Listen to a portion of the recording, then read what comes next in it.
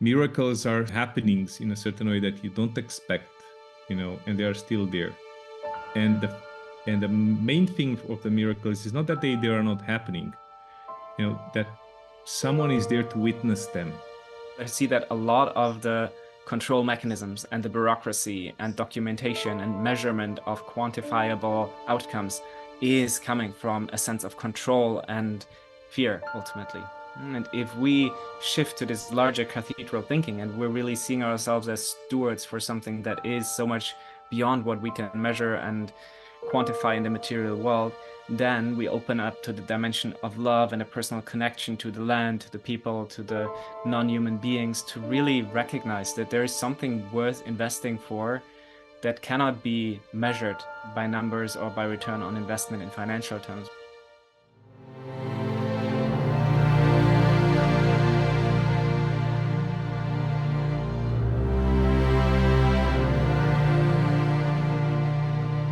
Welcome to the Soul Awakened Leadership Podcast.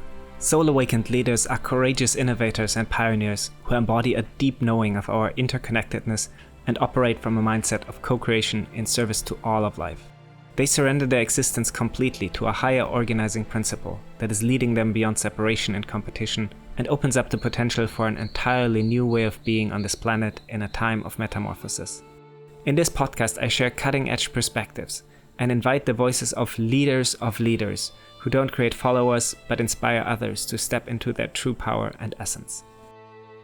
And in this episode, I'm in dialogue with Claudian Dobos. Claudian is an entrepreneur and ecosystem creator for regenerative cultures. He has built several foundations and protected tens of thousands of hectares of land by putting them into trusts and steward ownership models. We look at the current practices of financing regenerative projects and how we need to shift our consciousness from fear and control to trust and a deep love relationship with the earth. This takes us to explore the role of soul-awakened leaders in this transition to move away from short-term thinking driven by purely quantitative metrics. Enjoy this conversation.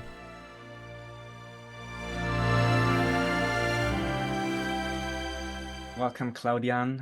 I'm very happy to have you here for the Soul Awakened Leadership Podcast. I believe we met more than a decade ago. It must have been 2012 or around that time in Siebenlinden, the eco-village that I was living in back then. And you were attending a workshop, and we've been, in touch since then somehow. And despite living at very different ends of the world geographically, we continue to have a lot of shared alignment and interests. Back then already, I was impressed by all the different things that you were doing at the same time. You were building your own eco-village in Romania. You were running a design agency, a network for conscious entrepreneurs, and at the same time also deeply involved with climate change policy on a European level. And we just recently reconnected, and it seems like you're involved in even more projects, doing even more inspiring and impactful work. And next to running a co-working space and gathering space in Bucharest right now, you also built a foundation and successfully raised funds to protect, what was it again, 100,000 hectares of land in Brazil. Just incredible. Well, not so much. It'd be less, but yeah. But still, an enormous number. You can share more about that in a moment. I'm curious to hear a little more about how that came together. But also at the same time, working in Romania and Ukraine to protect land and put it into stewardship foundations and trusts. And looking at your LinkedIn profile, there are just so many things that you're actively involved with. And I'm sure that that's even just the tip of the iceberg. There's even more than the visible surface that you're dedicating your time and energy to. And besides all of the incredible work that you're doing, I always appreciate your humility, your warmth, and the deep care that I feel you embody for this planet and for the people around you. So I really see you as an ally, and I'm grateful to have the opportunity to share this conversation with you. Welcome again, Claudian. Thank you for being here. Thank you, Jonathan. Very happy actually to be here with you. It's always a pleasure actually to have a conversation. So I'm curious, before we start the actual interview, what would make this conversation nourishing and beneficial for you and contribute to the path that you're on?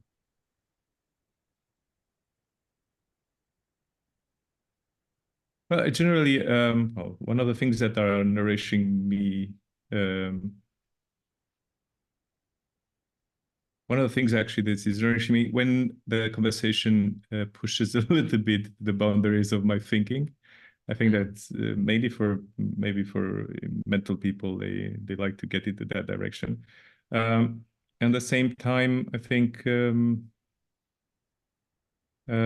it's me and you in a certain way. We are looking like how we the actions that we are putting into the world can benefit this and future generations of humans and non-humans, right? Of beings of this planet. So it's a little bit like I've no, I have this attachment towards humans, or like living beings, their well-being and so on. I'm looking like, hey, how much this can be, more easy for them, a little bit that, in a certain way.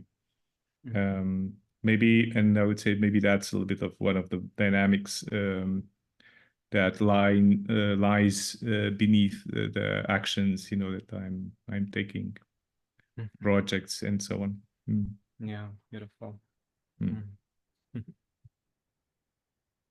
Yeah, may this conversation contribute to the happiness and freedom of all beings. And I have a sense that we'll be talking a lot about regeneration today, or whatever is a better word for what has become a buzzword, unfortunately, by now, where even Walmart is regenerative and using this terminology. But I'm curious, in terms of regeneration, what do you do, or how do you regenerate yourself in the context of all the work that you're doing, and how do you maintain a balance? And what are some of the practices or resources that help you to maintain or build your energy level while being involved with so many projects at the same time? Well, let me see. There are several elements. I would say that Nourish is one. In particular, like for me. So let's take first what I'm doing. So basically, what I'm doing, there's already something that nourishes me, right? So okay, there's something that I put energy into it, and everyone has to put energy into the projects that they are developing. I'm doing that. That's somehow like, but I'm taking from me. But in a certain way, there's something that I'm also, it's a kind of a win-win, it's a give and take kind of a relationship. So right, I'm putting something into those projects, but it's something that is deeply saying something to me, and in that way is nourishing myself. Okay, that's one. That doesn't mean that that's not work. That doesn't mean that I don't have to sit in front of the screen, like responding to emails, taking this mail or that mail, or this Zoom or that Zoom, or all that conversations. And also with more boring parts, like having to take care of numbers and accounts and all that story. So I'd say that's one piece, so that to say there's an effort that needs to be done, one has to do. So then it looks also like, where is that aspect that, you are saying, feels other aspects of like, so then it's with aging that one discovers more, like, one thing that I do like is to sit, and actually that nourishes me. It's to sit more in nature spaces, like being more close contact to nature. So most of the project that I'm engaged that has to do, or they are engaged with nature. So I'm engaging more with that, with the land itself. Like when you talk about food production or anything that has to do with that, it's still something that naturally connects you with elements. Then there's family aspect, being in a stable relationship, something that, we in a certain way share about what's the work that we are doing in the world. And then there are like also like the spiritual practice, being Vipassana meditators, so like having a regular practice into that. Regular walks. I like to have regular walks. And there's like more prosaic stuff. Like for instance, my dogs, they are like, we take care of 4 dogs. Actually, they're like also a cat in the middle till last year. So we take care of those beings, and that's something that and for me and for us, for me and my wife, there's something that it really connects us deeply with the other, let's say, other beings. Because you wake up with them, you take care of them in the morning and evening. You have to do many, the ones they have pets at home, they know what I mean. And that close connection with them, when I'm looking to their eyes, actually I'm able to see all the eyes, of other beings, in a certain way. I'm just recalling me that, then when I see another animal on the street, a stray dog or a bird or whatever, I just, immediately connect with that connection that I have with my dogs. And I think that's something that really, actually that nourishes me a lot and tells me a lot.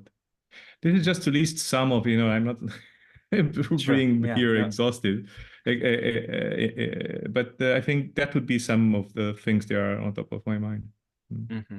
Yeah, and it gives me a beautiful sense of the profound experiences that can be found in the simplicity. Sometimes when we have these huge complex projects and big ideas, we can get lost easily in the mental space, or at least that's my experience, sitting in front of the screen and being so focused, thinking I need to get this done, but then having as a balance these moments of intimacy, of connection with life, being in nature, being with other humans, being with other animals, and having this eye-to-eye recognition of like, wow, this here right now is all that exists for this moment, and all the complexity of future and past thinking and the worlds that our minds create fade away into the background. And I can see how that is really deeply nourishing. So thank you for sharing that. If you put all humility aside, what would you say were the biggest successes in the last 3 years that you have achieved?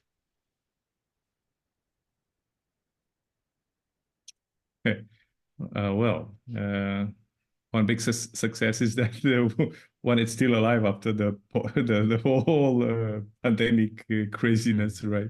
So wow, we crossed that thing. Huh? So there's a world before and after, and not only being alive but not getting crazy, because I think that was quite impactful for many of us in a certain way. The other thing, I think, work-wise,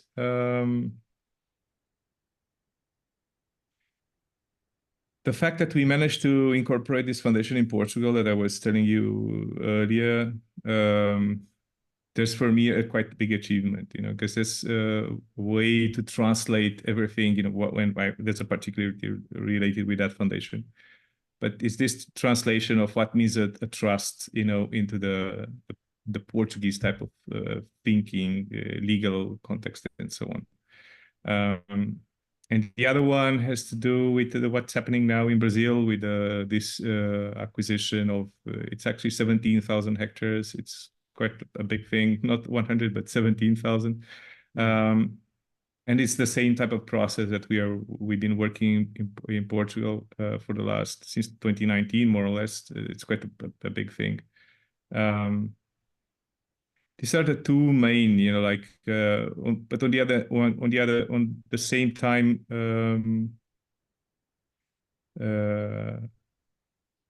they are not something that it's achieved yet, but it's something that it's ongoing. So I'm really happy also to share this, the project that it's now in unfolding, with the idea of the creation of a peace park in the northern border of Romania, between Romania and Ukraine.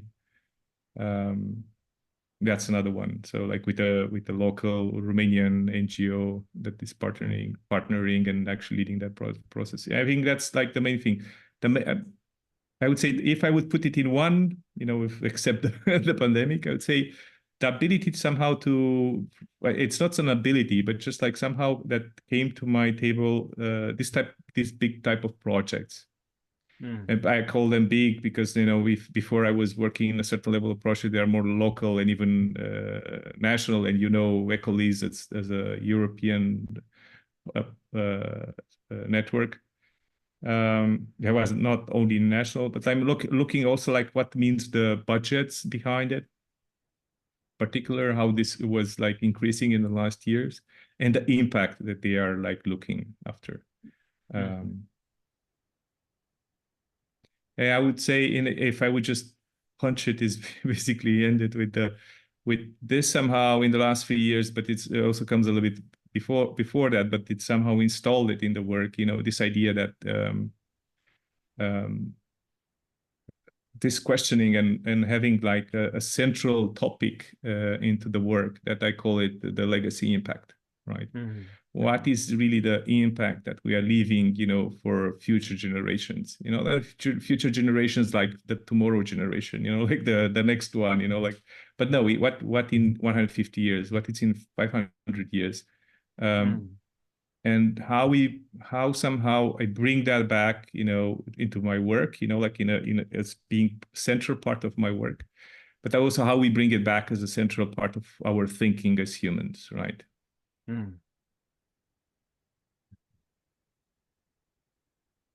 So if you look like, like in a certain way, culture, whatever we've been doing so far, it was just emergent, like apparently we look like, and you can imagine, like humans, all together, like, exploring possibilities, and suddenly, just, we reach this thing, that we call the system, the lifestyle, the world as we see it nowadays. And apparently we can think that there was no intentionality behind it, right? What was designed, what was the mind that designed the system, like Kim said, there was a mind, this culture that was designed, it's just everyone gonna say there's a level of emergence, right? So if we think that the world, nowadays, the world that we are living, it's not, good enough, or, there's something that needs to be changed, and some of us humans will say, oh, the world is fine, as it is. This is the best thing that we could get, the human mind could get, and we couldn't do it better than this, actually we are still here, right? And that's quite the achievement, actually. I have to recognize that we are still here. But now that we know that we are here, and we have like the question, like how we got here, what's the quality of what we are living now? And then with these two assumptions, like what's the quality of what is emerging? What's the quality of the next? And with my ability, someone was laughing a few days ago, is because I'm able, and I'm this, I did that because I have this, the opposable thumb, right? So I have this thumb, that makes me human, right? So I did, because I have this, then I'm having this quality, and I am able to do all this stuff. And that's in a laughing way. But having this quality of human, of this understanding, right? What I'm doing with this, related with who's coming next, right? Of what's coming next, of who's coming next, both together, of the next moment, right? So I'm right, because there's an aspect that we can, in a certain way, influence, or I try to influence. The quality of the next moment, and the quality of the next moment, not so much of in a sense of like the deep design of the world, but like how I just put it in between I and we, depending of who we want to address, but like what's, the intentionality, what's the quality of the mind, because the quality of the mind of this moment, it's influencing whatever is the quality of the next moment. Right. So how I'm, approaching in a certain way life itself, and with this awareness, with this understanding, like of being able actually to influence, because that's what we do. Yeah. And for me, one of the most beautiful definitions of leadership is to sense that there's a certain quality missing in the field, and feeling a charge to contribute exactly with that quality. And I feel you're stepping into that leadership role, and I can tell that it's not necessarily always the path of least resistance, but it takes you to your own edge. It takes you to push yourself. So I can feel how deeply you are motivated by something that is bigger than you, and it invites you to transcend yourself. And for me, working with my clients, that's always so much more fascinating than the projects or the businesses that they're creating. It's really about who are you becoming in the process of that.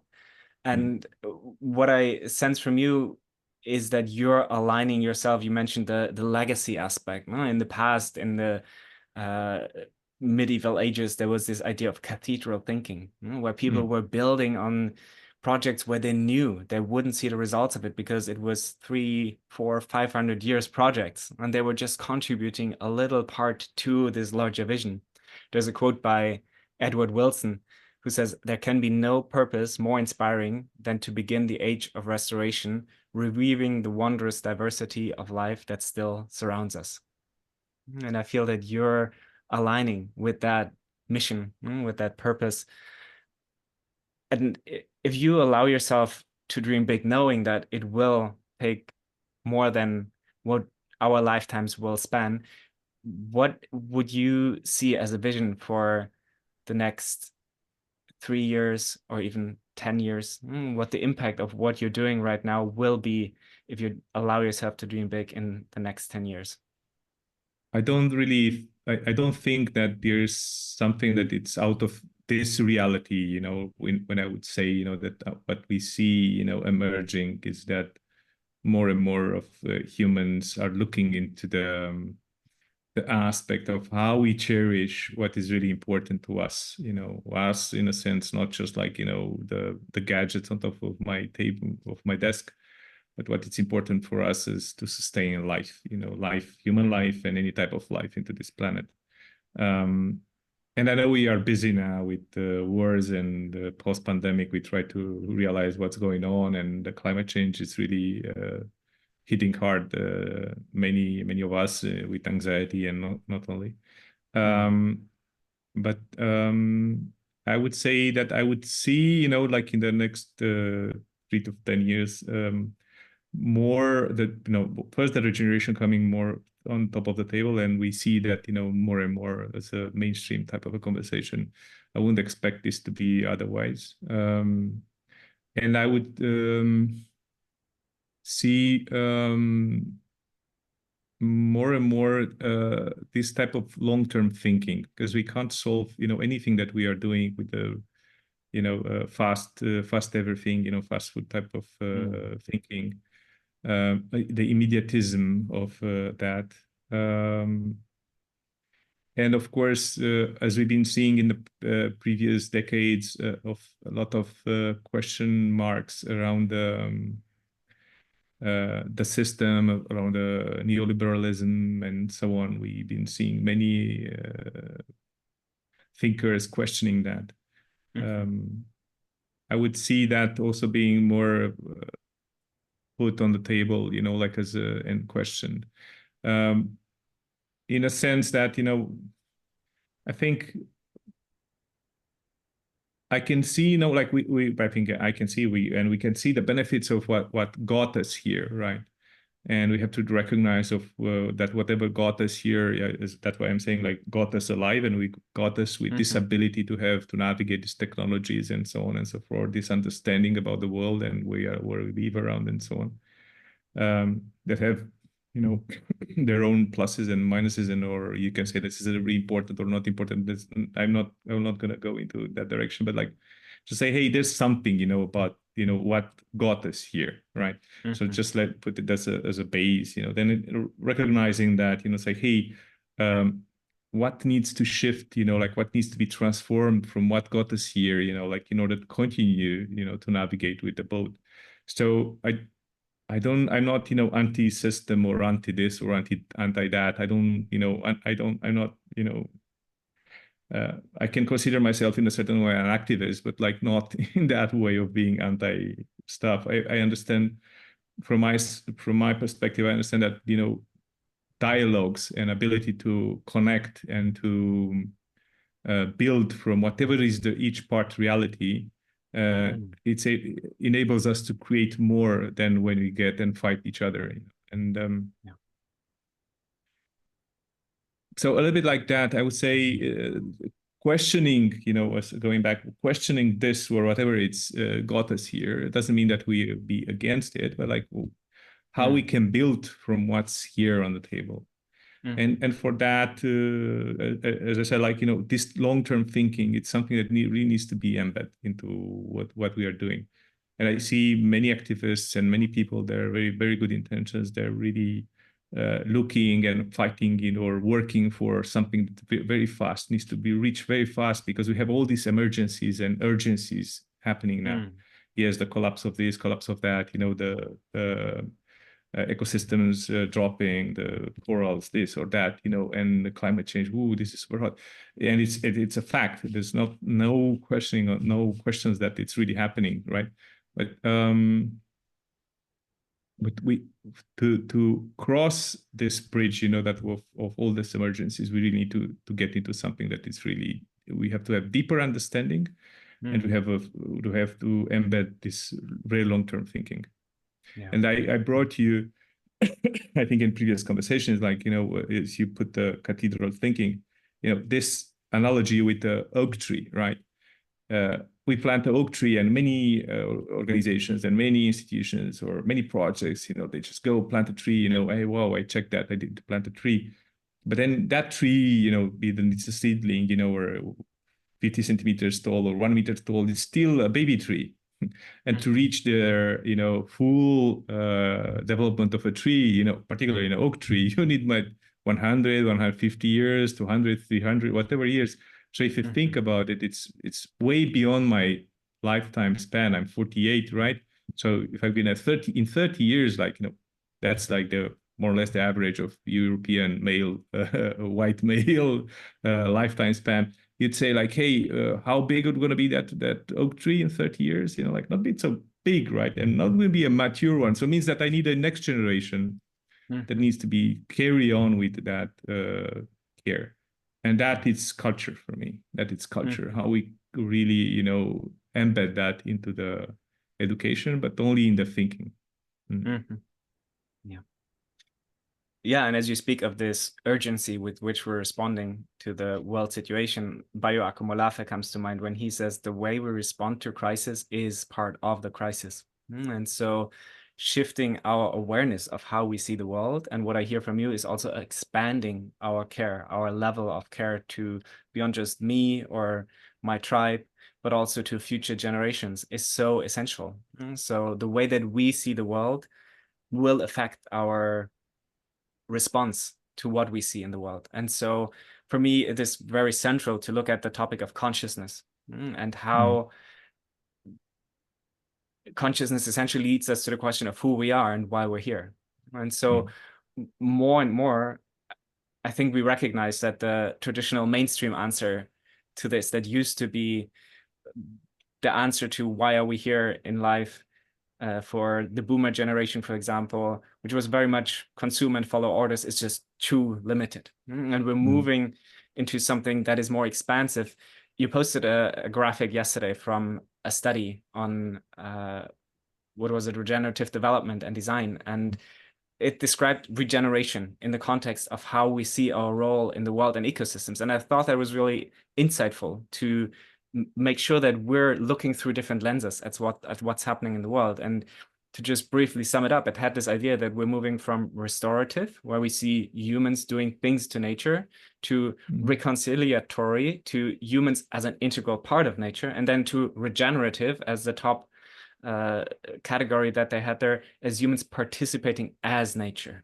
And I think this is a fundamental shift in how we see the world. If we see ourselves as participatory and elements of nature and see ourselves as natures, then our resulting actions from that perspective will be very different than just small behavioral changes, where we can work on the level of behavior and say, you need to recycle your plastic. It's a big shift of your center of gravity of identity if you relate to your surroundings as part of yourself and expand your empathy in that way. So naturally, you'll show a different behavior. And so that's why when I work with coaching clients, I focus most on working on the level of identity.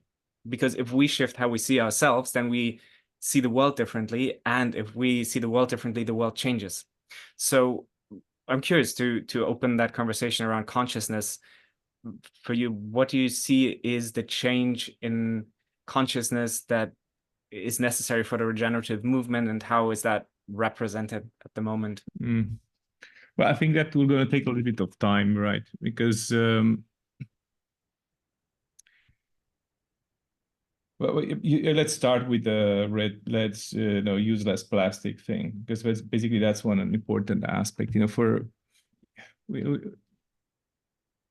we have to also understand like where humans, most of us humans are living nowadays, right? So they live in a disconnected context of four walls, a city, right? That is mostly built up artificial environment. where context is very low, the connection with nature, other beings is very low, right? So then anything that would say it's happening with any other living being, for instance, the cows in the slaughterhouse or all that story, that's something that it's so far away, and that's totally alienated from their thinking. That's one aspect. So, and some of us, start to look to the numbers, start to look to the news, start to get something. Hey, something is not in the right place. Maybe I should do something, right?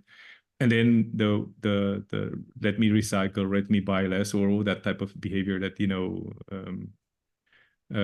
it's present. And I'm not saying that it's not relevant. It's very important as an important stage of understanding how I can really influence. We are starting to do that, right? From that individual, like let's say from the individual that doesn't care about that topic, like it's just like because the social, like, economical, cultural context doesn't allow him to think beyond that. To also have to acknowledge what's there in place, right? Where I'm in a context of marginalized context, educational, cultural, economical, etc.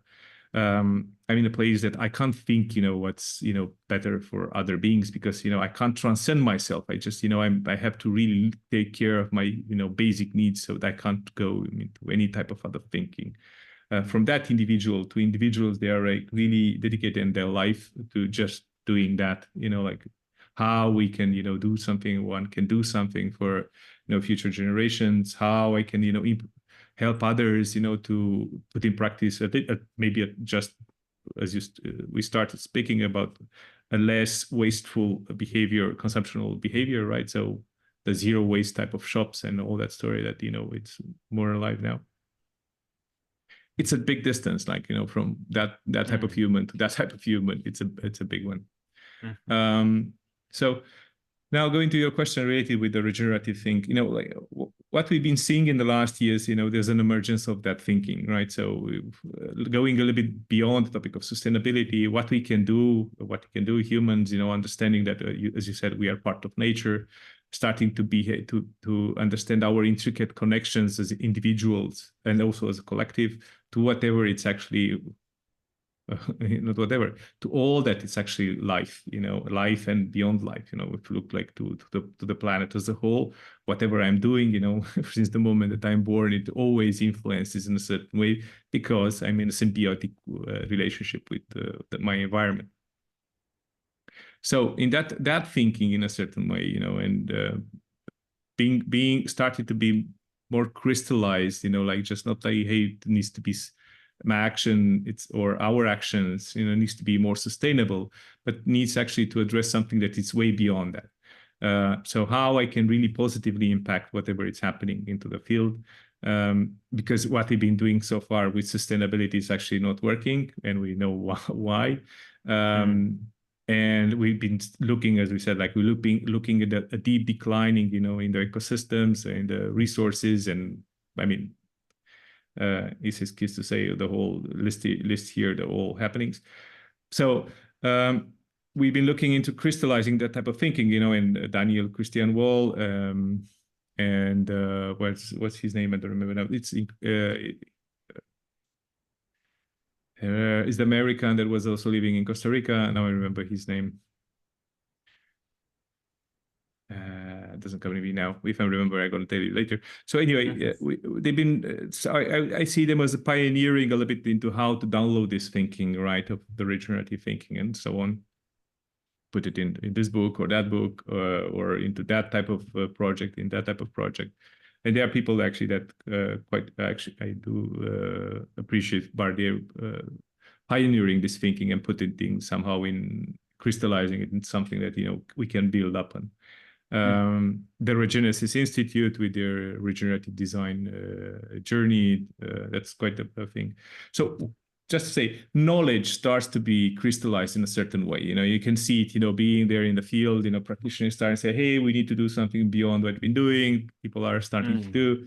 But then from here to say that this is something that, it's becoming something more mainstream, as we can start seeing it more mainstream, because I don't know if it's in the case of what we are living, but like in the case of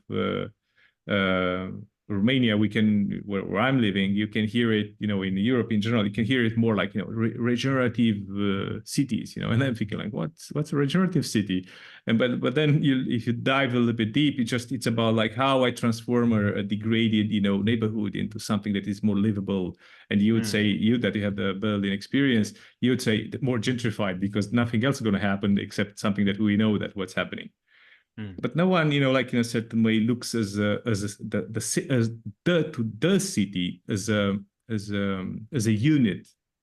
As I'm looking to the individual, or you're looking to the individual as a unit, to the city as a unit, or how that unit, like you'd say, like of few thousands, hundred, dozens of thousands, few hundreds of thousands, millions of people, are actually affecting, like the ecosystem.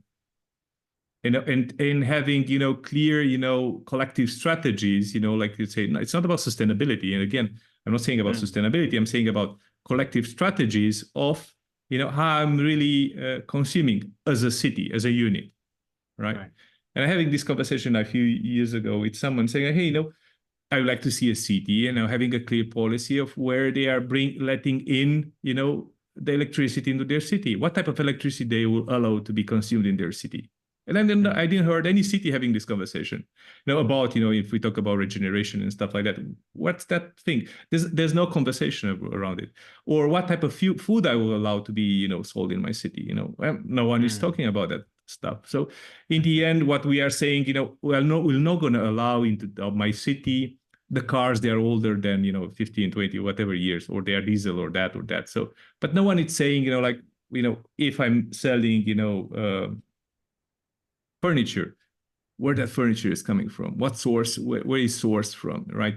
So that's something, in a certain way. And I think the cities are actually quite, now that we have brought that on the table, actually the cities are quite equipped to do that. Because if I would be a nation, it's going to be like, you go against the free market and all that stuff and blah, blah. But in the end, the city is just a community, right? Even if you can say like they are a few dozens of thousands or millions, they're just a community, and they can decide, in a certain way together, what are the policies they want to apply in their city, as they are going to imply and reinforce that, some certain humans, they can't use their older cars into that city. They can also make decisions, to, decide what type of electricity they want to use, what type of water they want to use, where their water is coming from, what type of impact actually the city has.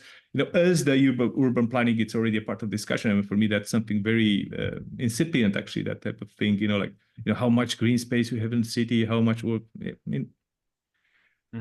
So how we start, like in a certain way, like going back to the regenerative topic. So how we start to look to the practitioners in a different level, like that's one thing. And the second is that how these practitioners, they get together, because the networking, how they get to systematize and share what they've been doing so far. And this didn't happen yet.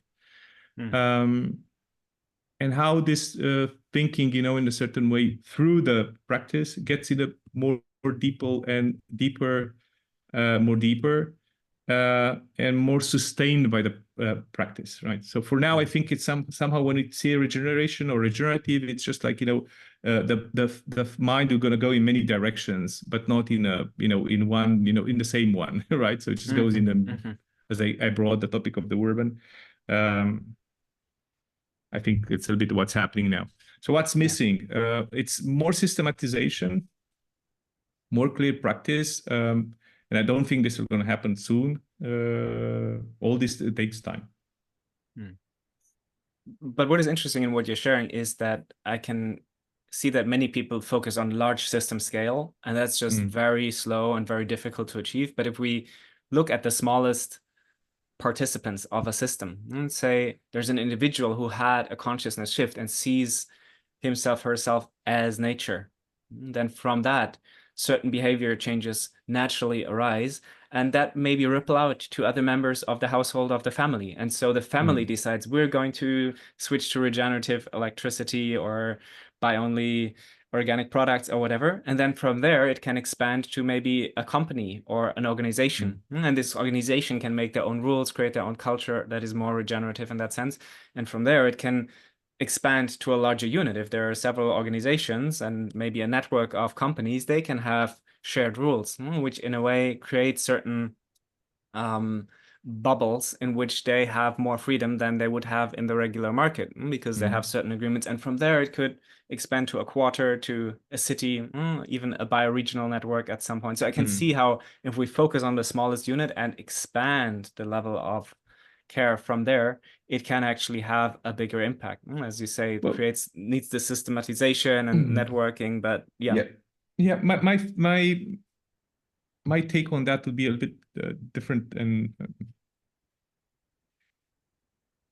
what I do think is that we need both elements to be in place, right? A dynamic that it's like a grassroots, bottom up, we are doing, everyone is doing, from the individual level.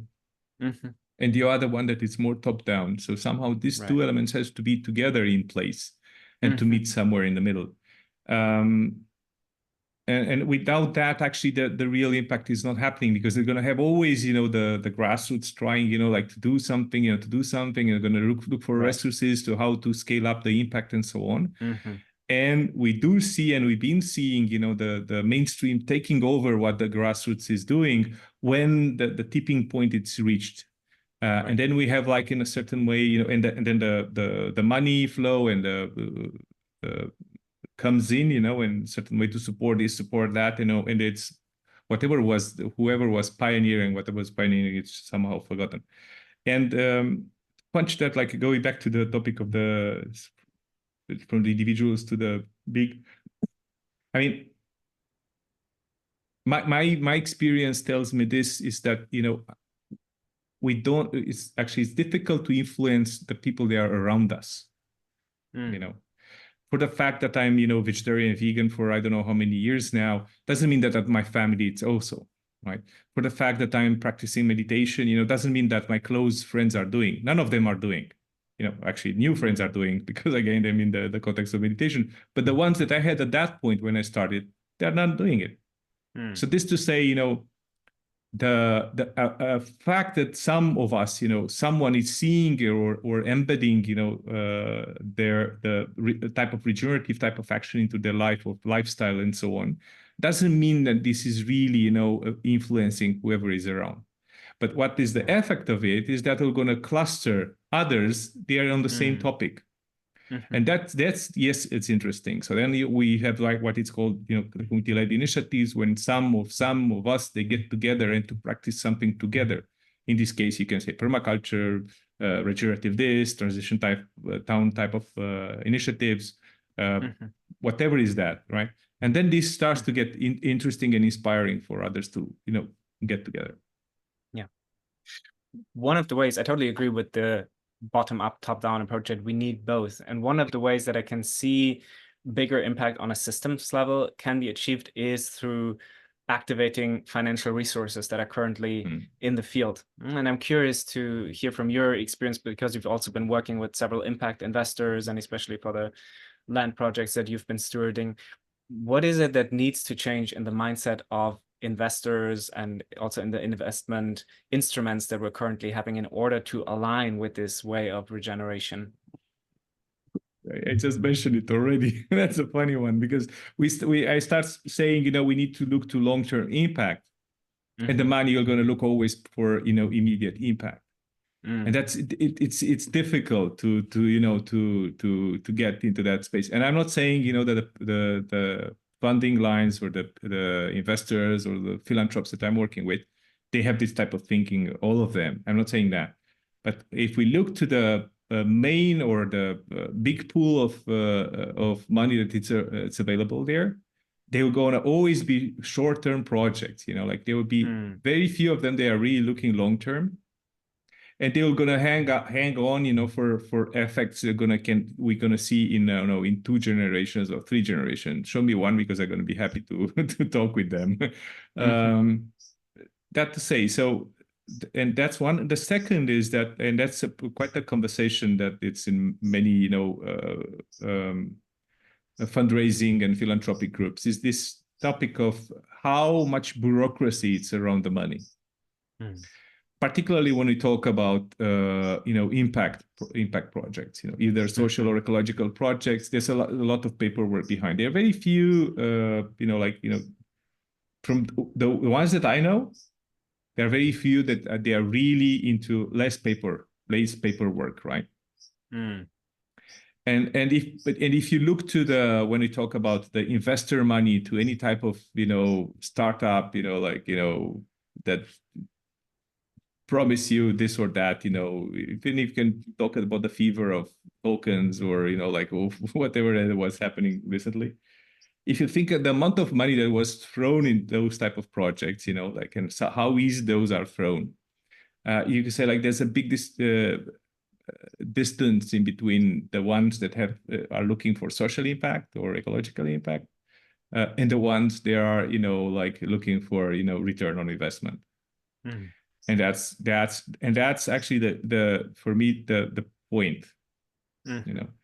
If we still continue to consider return on investment only money, then we're not going to be able actually to really do a proper regenerative or whatever type of long-term action, because then we're going to always be stick to immediatism. And I'm saying again, and I said it today in our conversation, we really need to amplify our thinking, when we talk about the timeline. So we need to look in a very long-term aspect, and we still to consider, the fact that I planted today an oak tree, and that oak tree are gonna be, I had the whole system in place that are gonna keep that oak tree alive, in 300 years. What's the return on that investment calculated, right? So, and how we calculate really that. So we need somehow a different system, how we look to value. What is value and of the flow of value? And that takes me to another project that I'm actually part of it, but I'm going to invite you actually to talk with Paolo maybe about it. So, but okay, yeah, it's now you put out a teaser, and now you need to at least give me a little headline. What are you? Yeah, so the headline is exactly what I was saying till now. It's in this last sentences. It's like that we really need a way to evaluate what is the return on investment. And basically the project, it looks to the whole, it's based on regenerative thinking. It's looked to the whole spectrum of impact that, a certain project has. Right. And how we keep track on that based on work data principles and approaches. So we are looking now to a startup, basically, that it's really looking to work on that, and it would be actually a fantastic tool, I would say, for investors. But not only for investors, I would say it's also, I would look to it beyond that. So it's about value flow. Actually, it's called exactly that. And I would dare you actually to invite Paul Carvalho to come here and to have you a navigation through that. Beautiful. Yeah, I'll make sure to invite him to a conversation. I think it's super interesting because what it refers to is a deep shift in what could oversimplified be named as from fear to love, because I see that a lot of the control mechanisms and the bureaucracy and documentation and measurement of quantifiable outcomes is coming from a sense of control and fear, ultimately. And if we shift to this larger cathedral thinking, and we're really seeing ourselves as stewards for something that is so much beyond what we can measure and quantify in the material world, then we open up to the dimension of love and a personal connection to the land, to the people, to the non-human beings, to really recognize that there is something worth investing for that cannot be measured by numbers or by return on investment in financial terms, but there is something that has value in and of itself, and to put our attention and our energy into that, and also in turn our financial resources, requires a very different approach that is not very much coming from the economic perspective, but more from a deep love relationship with the land, with the intention that we're bringing into this world. And I want to just, to contribute onto that, I want to leave it very clear that on the money side, like on the philanthropic side, there are, people, they are thinking exactly that way, thinking, the paperwork is not so relevant, but once the trust is there, that, I know that you deliver the work, that I don't need to do all that, paperwork that normally you're going to see in a project. And on the same time, I want to point it that they are on the executioner side, people, projects, they are not reliable. So the fact that we are not really, all of why? Because they are running for the money, they are not running for the impact, they are not running for what is the positive aspect of it. So in a certain way, I understand the caution, when we look to the money, like how the money is looking to how I can be more, in service. When the money thinks like that, how I can be in service, they're gonna always be a little bit cautious. So I'm not gonna be launching, no, it doesn't work, So that's a little bit from my experience. Other may have other, but that's a little bit like what's like here. So a little bit of due diligence needs to be in place. A little bit of paperwork needs to be in place. But how we overpass that situation fast, that's really important. And how we build that, and that's a little bit the difficult aspect. And I know that many trusts and foundations and philanthropies, they are working a little bit around that and try to find a way that it's more agile and works better for everyone. I just had this image of someone being so risk friendly that there is a speculation on investing in big regeneration projects. And yeah, similar to what we've seen in the real estate bubble or in the crypto bubble or any of these places, funneling amounts of money with the same passion that people are funneling money in the financial sphere into the natural sphere, and really creating a big run on these possibilities of really putting money on what is actually valuable. I think that would be a beautiful vision. Yeah, because and I agree with you. It needs at the same time also the balance of due diligence and effectiveness, and really making sure that resources are well allocated to people who actually bring them into fruition and fruitful projects. But I would say that it's a minority. Just say that's a minority. Like say people, they are just looking, more for money than for the impact. On the execution side. And if that type of inflow of resources would come, I would say that would be so easily marginalized, because like the amount of people actually, they are really I think I don't know about your work now, but the amount of people, they are really looking into how they can best serve, how they can best contribute to what's happening now on the planet. They just don't know how. And it's also this interesting fear of like, if I'm going to leave my job, what's going to happen next, or I'm going to work for an NGO, and I'm going to receive less because, in the corporate, I receive more. Why that's happening? Why in an NGO you receive less because, you are not in a corporate, right? So that type of dynamic, that is there. So with that type of inflow, if you can imagine a Tesla that works actually just, type of company that works only, for regenerative impact into the planet, and if have that type of inflow of investors putting actually literally throwing their money into that, because that's what's going on there. Musk, says, with all due respect on him, just say, I'm going to do this. And everyone is like, whoa, take my money, do something with it, if we would have a dynamic like that, saying, hey, I'm going to do something about, the planet. I'm going to have this idea. I'm going to do this, everyone going to say, throw the money, do this stuff. I think that what I want to get is that it will be easy actually to see those ones, they are just running for money, being really easily, marginalized in a whole system. So going to be naturally will be separated, from what's going on, or assimilated by a system that actually what it does, it just looks for the positive impact, long-term impact, regenerative impact. Yeah. Which brings up an interesting polarity for me, because I see two types of categories where there's one group of people who are very rooted in the material world and only live their life on the marketplace and reject any form of spirituality, and both activists and capitalists, or however you want to label them.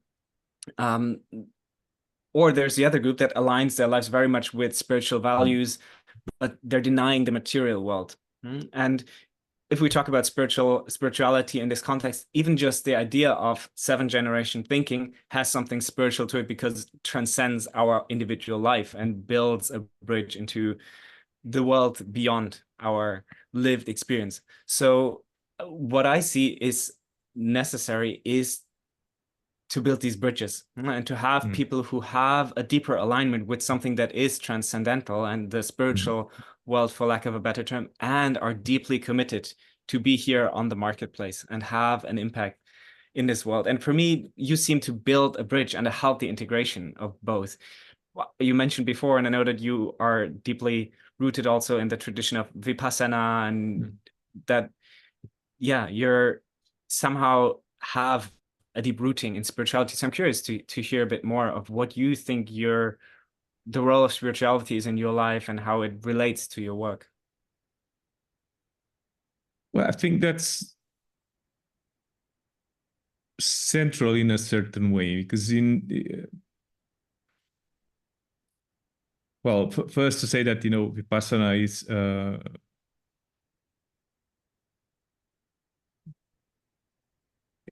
coming from the Buddhist tradition, let's put it that way.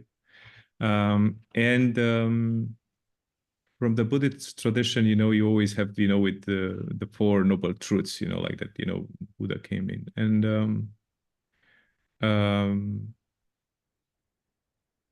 one of the Noble Truths is that, this is suffering, right? And if you look, one starts, like to really, navigate through practice, the inner reality, through the Vipassana practice, the inner reality.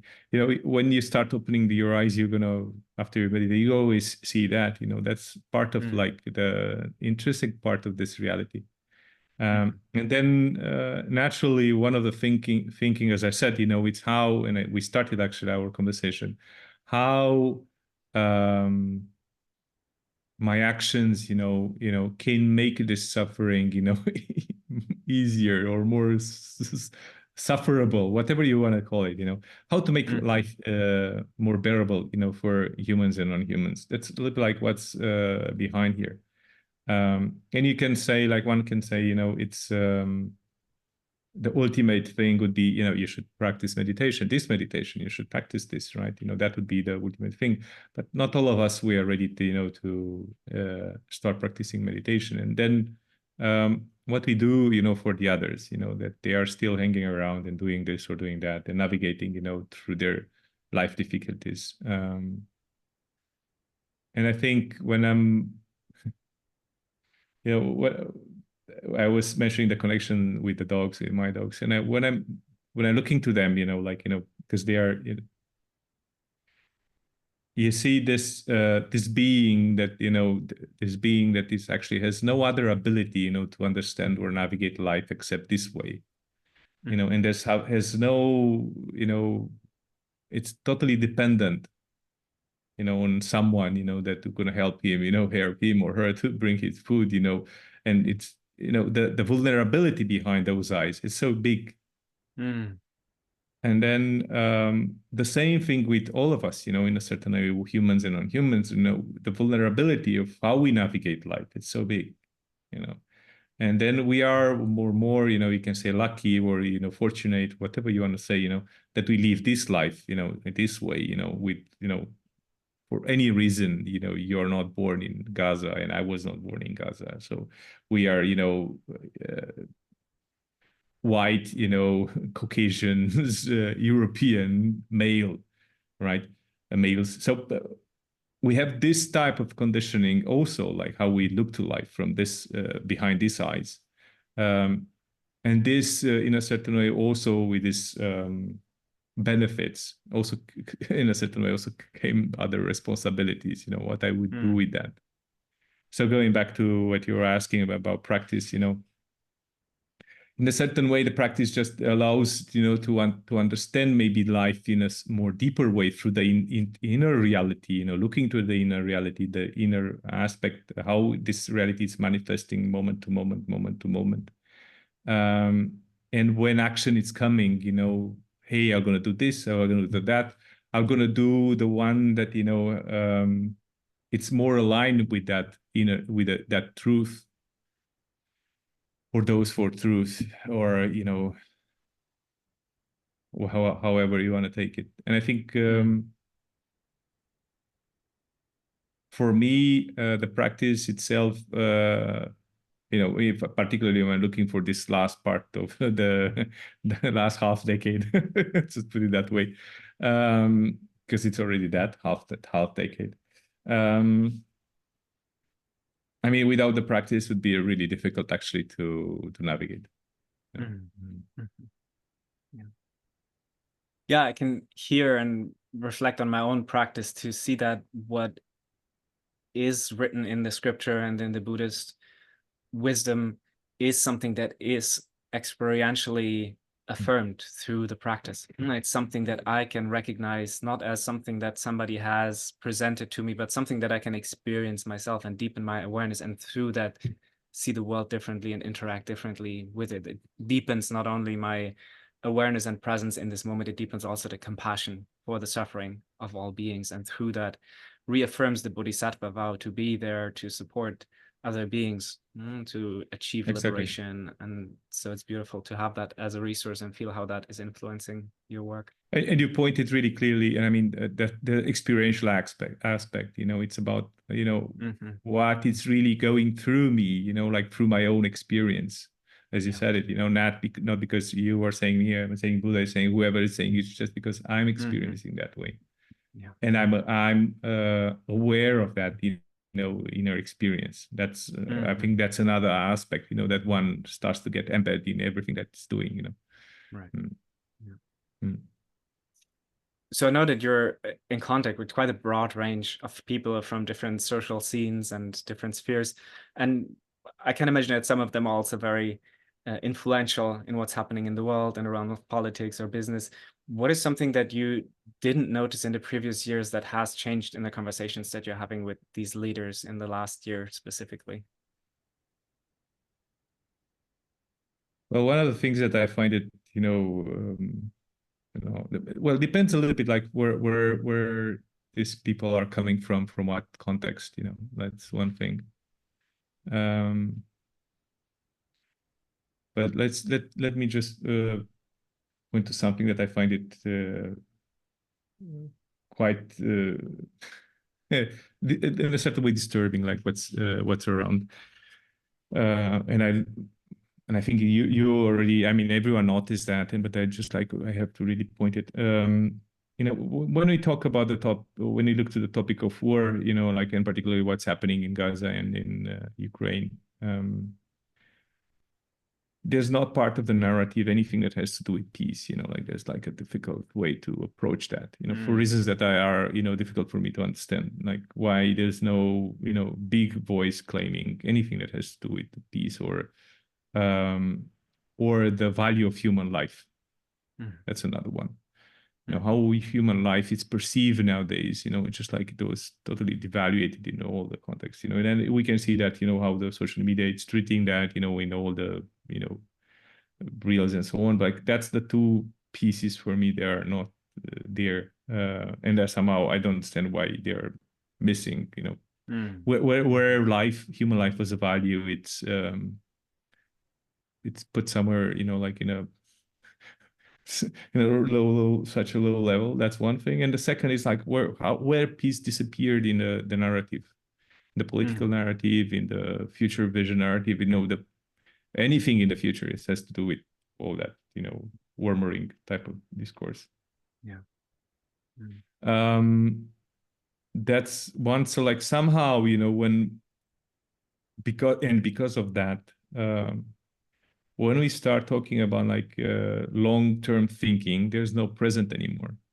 Because even before the thinking was conditioned by the political cycle, now you're going to see it even more conditioned because we don't know what's going to be tomorrow. Because before we had the pandemic, now we have this war. I don't know. I mean, in the context here in Romania in particular, that's something very vivid. We are a neighboring country with Ukraine. So basically, that's something that you can see it in the topic, in the discourse. So how we look to the future, how we approach the future, before was the political cycle. Now it's something that we don't know what will happen tomorrow. So this has somehow an effect also, how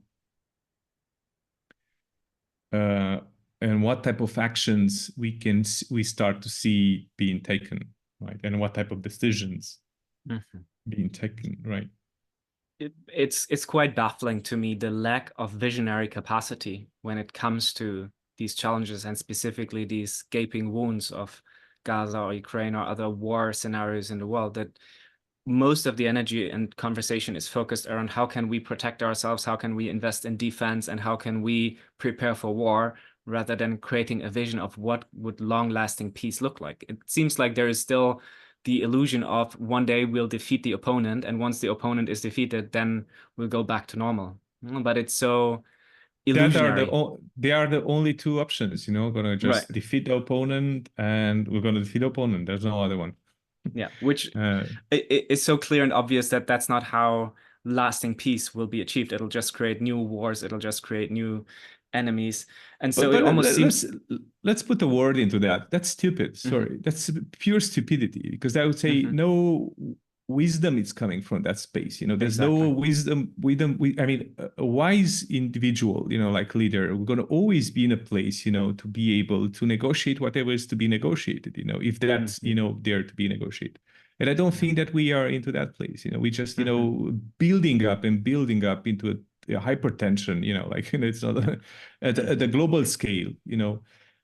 And in few years of war, basically we just thrown up, like I don't know how many, chemicals and bombs, in that, whatever I've been doing, my whole life, or the whole cities of Romania during their whole life, in consuming less, doing that, ecology, it's gone, so fast as that. And we have, as you said, we have other emergencies, and we still fight on a border, like it's so it's like suddenly we are in the dark mid ages, and the primitive mind, part of the mind, it's just awaken.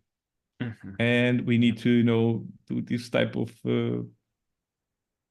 I don't know, of fighting, but before we I don't know, it's like it for me, for certain moments I find it surreal,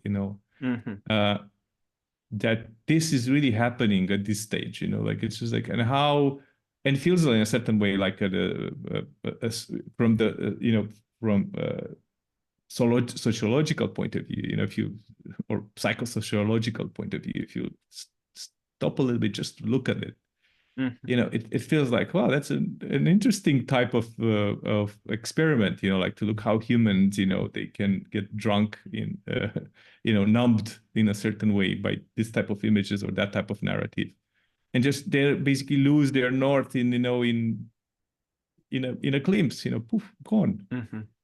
Yeah. If because when we talk about, I'm gonna go back to the values, because I think we are getting somewhere. Like, when we talk about values of life, human life or peace or so on, if it's something that is just an idea, when we don't talk about something that is experiential, right? We don't have it really embedded, in our systems. This is how it looks like. This is how peace looks like. This is like what it means to have give value to human life looks like. Then of course we just can throw it away because it's more important to my lifestyle or this lifestyle, or the idea of protecting this ideology or that ideology, or on top of whatever the other stuff is. Just saying. Yeah. As the idealist that I am, there is a small hope within me that it needs exactly this moment of being so baffled of what the fuck are we doing here, that people will come to a realization and a larger awakening in society.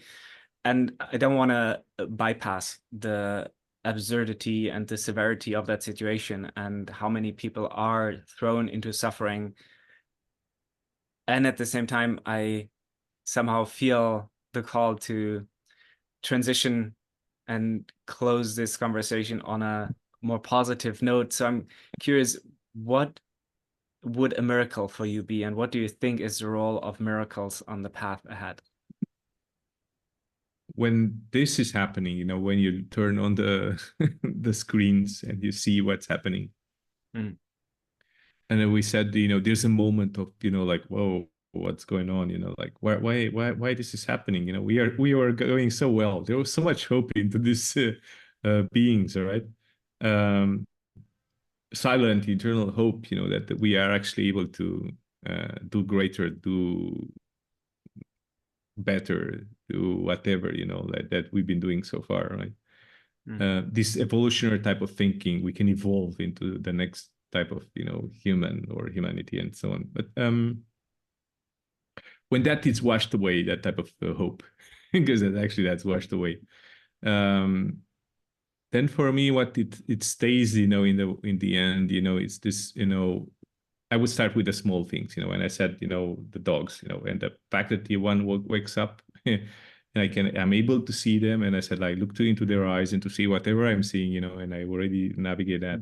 That's for me a little miracle, right? That I'm still alive. I'm able to have my practice, and I have able to have them, around. And I know they're going to, or either me or either them, not going to be around for a long time. But for now we are. That's one. The second is the miracles are like the small process that I'm somehow still happening, and I'm still, wondering how the one in Brazil is happening. Like how this came actually to life and into my life. Miracles are stuff that, happenings in a certain way that you don't expect, and they are still there. And the main thing of the miracles is not that they are not happening, that someone is there to witness them. And most of the miracles, they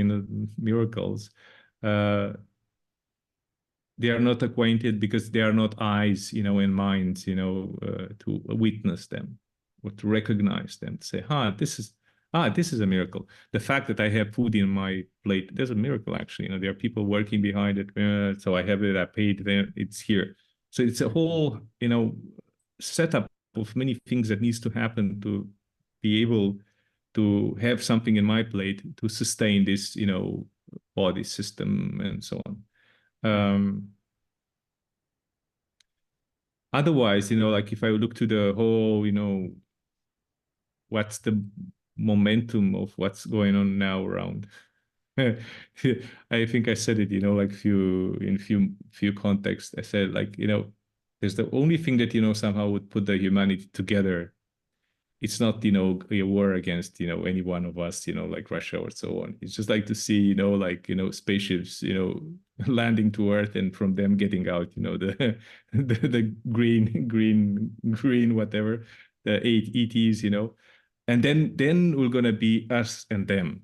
That would be the only moment I think that humanity will gonna get really together, because then because somehow our mind, it's still, shaped into this way, in this thinking us and them, us, Americans and them Europeans, us Europeans and them, we whites and them blacks and da da da. So this identitary type of thinking, it's so embedded into us. But I think that's the only way that we're gonna, again, somehow, like, click into us. Whoa, wait a second, there's something there. We have to get together. So that's the only thing that's gonna rush us into a unity. Might be a temporary one. It doesn't mean that, stuff will gonna happen around, gonna be people stealing and doing whatever type of other crazy thing. But I think at the global thing, global scale, that would be something that will gonna dilute very fast the borders. And this type of thinking that, I'm Romanian, you're German, and whoever is whatever. And the fact is, like, the first land border that I crossed was in between Spain and Portugal, somewhere in the 90s. And I never crossed the border by land before, so that was the first one. And then it was somewhere in the countryside, so there was no fences, there was nothing, right? So it just, here's a village, the people speak Spanish, go there, have a coffee, then you cross the border. On the other side, there's a village, you go to the coffee shop, have a beer or coffee or whatever I had then. And then everyone speaks Portuguese. And that for me was like, wow, that's, interesting. Like suddenly you have like this kind of a clear distinction, because here are Spanish, there's Portuguese, but there was no fence, there was nothing. It was just like, European Union, already you can cross it without it. That was the interesting thing. So that to say, the road was crossing the landscape, And the only thing that was distinguishing the fact that this side was Spain and the other side was Portugal was the fact that the plate saying, the inscription saying Spain, Portugal, and the fact that people were speaking different language. Anything to do with the landscape, anything to do with what was really happening outside? Nothing. Yeah. Yeah, and my hope is that if a black swan event, like the arrival of extraterrestrials, happens in our lifetime, it will throw us into a bigger perspective of who we are without creating another us and them, but that we recognize the aliens as part of nature, just as we are part of nature. And well, that's a big hope. That's a big hope. I fingers crossed we are able to do that. But I would be really still happy if we are just able actually to act as one. That would be a something thing already. Like, that would be, if that would be the effect into us, that's already something. Then I just put my hope on the extraterrestrials being so intelligent that they don't play our game of war and conflict and being another enemy for us. I play my cards on that. Yes. Nice. So before I ask you how people can get in touch with you, is there any other message that you would like to share with our audience before we round it off? Well, I think for all the people that are around, and I think there are many that are anxious about how the state of the world is around, it's unfolding nowadays. And if you are not, it doesn't matter. It's just still just gonna serve you. Like, I think it's always important that we don't miss the ability to do not take things so seriously. That one thing, and to be able to laugh on that, to appreciate the small things, and always to find the practice that best works for you and stick to that. That's going to always help you to navigate through life, in particular into difficult moments. Beautiful, thank you. What is something that you currently would like support with? What is something that you're working on? Maybe something that you're offering at the moment, and how can people get in touch with you? If I'm offering anything, well, you always can connect to me via LinkedIn. You find me. It's like just / Claudian. You're gonna find me there easily. Mine.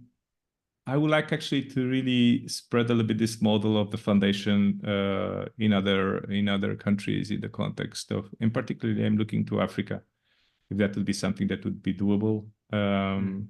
How to create a long-term regenerative / conservation project on the topic of land stewardship. That's a little bit the model in Africa.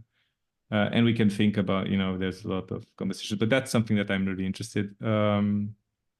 And I'm actually interested to connect with people they are working particularly into this field. And with indigenous populations, and not only in South America as a whole, but also like in Africa. That are the two. I'm looking a lot to Africa lately as something that I would really like to engage more as the next project after the one in South America.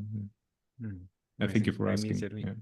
Yeah. I immediately also have someone in mind that might be interesting to connect with. So anyone else who's working on land stewardship and building foundations and giving land back to itself, you can find the contact details for your LinkedIn profile, or also your website, or any relevant information in the show notes. Yes. And the other thing is, like, if you know someone in the real estate that wants to invest very long term and in a property in Bucharest where the legacy project is happening, I would really like to have someone buying that place. Amazing. Yeah. Now that you ask. Sending good energies into the field, that it finds the right people, that they will find you to support you with that vision. Thank you so much. Claudian, it was such a pleasure. I'm always grateful to connect with you and to have these deep conversations. There were so many angles in which we would have been easily able to dive deeper for many more hours. I want to honor our and the listeners' time and round it off at this point, but I feel it was just another touch point of many to come, and I look forward to staying in touch with you, and feel immensely grateful for your generosity to spend this time with me and to share your wisdom, your experience, and your perspectives on regeneration and what's happening in the world. Thank you so much. Thank you, Jonathan. I make your words mine, and very thankful for having me and to navigate this time together. And thank you for everyone that it's really were able to hear us so far. But I really enjoyed the conversation. It's always inspiring. Yeah, thank you. Thank you for tuning in to the Soul Awakened Leadership Podcast. You will find all the links and information on today's guest in the show notes. If you enjoyed this episode, please share it with a friend who might benefit from the insights. Make sure to subscribe and leave a comment or review on Spotify or any of the platforms. If you would like to find out more about my work or connect, you can visit jonathanklod.com, that is JonathanKlod.com, or find me at Jonathan Klod on Instagram or Facebook.